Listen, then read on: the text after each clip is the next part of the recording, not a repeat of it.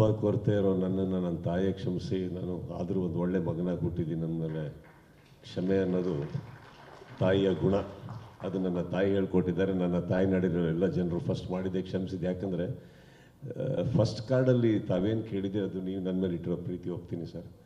ಜನ ನೋಡಿದ್ದು ಅದಾದಮೇಲೆ ಇವ್ರು ನನ್ನೊಟ್ಟಿಗೆ ಕೊಟ್ಟಿರೋ ಸಿನಿಮಾ ಅದು ನೋಡಿದಾಗ ಮೊದಲನೇ ತಪ್ಪು ಬಹಳ ಚಿಕ್ಕದಂತ ನನಗೆ ಅನ್ನಿಸ್ತು.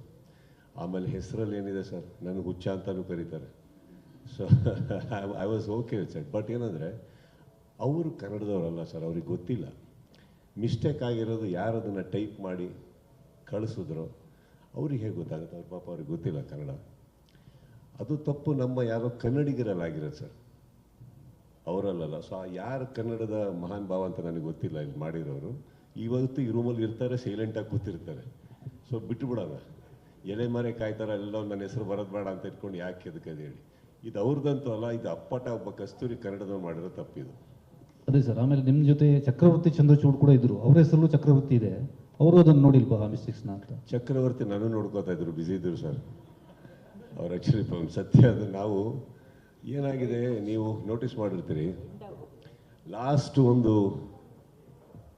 ಇನ್ನೇನು 4 days 5 days ಇದೆ ರಿಲೀಸಿಗೆ ಅಂದಾಗ ಟ್ರೈಲರ್ ಹೊರಗೆ ಬರುತ್ತೆ.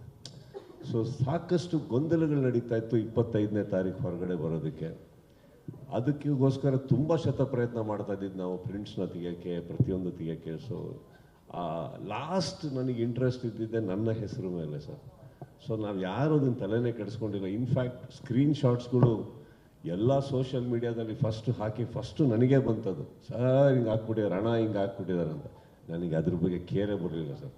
ನನಗೆ ಬಂದಿದ್ದು ನೀವುಗಳು ಏನು ಆಸೆ ಪಟ್ರಿ, ನೀವುಗಳು ಖುಷಿ ಪಟ್ರ, ಜನ ಇಷ್ಟಪಟ್ರ, ಸಿನಿಮಾ ಇಷ್ಟಪಟ್ರ, ಇಷ್ಟು ಜನ ಇಲ್ಲಿ ನಿಂತ್ಕೊಂಡು ಮಾತಾಡಿದ್ರಲ್ಲ, ಇಷ್ಟು ಜನದ ಕನಸಿದೆ ಆ ಸಿನಿಮಾದಲ್ಲಿ, ಅದು ಸರಿ ಬಂತಂತ ನನಗೇನು ನಾನು ಹೇಳ್ತಾ ಇದ್ದೀನಿ. ನನ್ನ ಹೆಸರಲ್ಲಿ ಎಂತ ಇದೆ ಸರ್, ಬದನೇಕಾಯಿ ಏನಿಲ್ಲ. ನೀವೇನು ಕರೆದ್ರು ಓ ಅಂತೀನಿ, ಛತ್ರಪತಿ ಅಂದ್ರು ಓಕೆ ಅಂತೀನಿ, ಚಕ್ರವರ್ತಿ ಅಂದ್ರು ಓಕೆ, ಏನೂ ಇಲ್ಲ ಬಾ ಮಗಳೇ ನೀನೇನು ಇಲ್ಲ ಅಂದ್ರೆ ಅದಕ್ಕೆ ಓಕೆ ಅನ್ನೋಲ್ಲ ಸರ್. ಬಟ್ ನೀವು ಹೇಳಿರೋದು ನನಗೆ ಖುಷಿ ಕೊಡುತ್ತೆ. ಯಾಕಂದರೆ ಅದು ಬಹುಶಃ ತಾವು ನಮ್ಮ ಮೇಲೆ ಇಟ್ಟಂಥ ಒಂದು ಪ್ರೀತಿ ಇರ್ಬೋದು, ನಮ್ಮ ಹೆಸರಿಗೆ ಮೇಲೆ ಇಟ್ಟಿರೋಂಥ ತಮ್ಮ ಒಂದು ಅಭಿಮಾನ ಇರ್ಬೋದು sir. So thank you so much for that. Thank you sir. Thank you very much.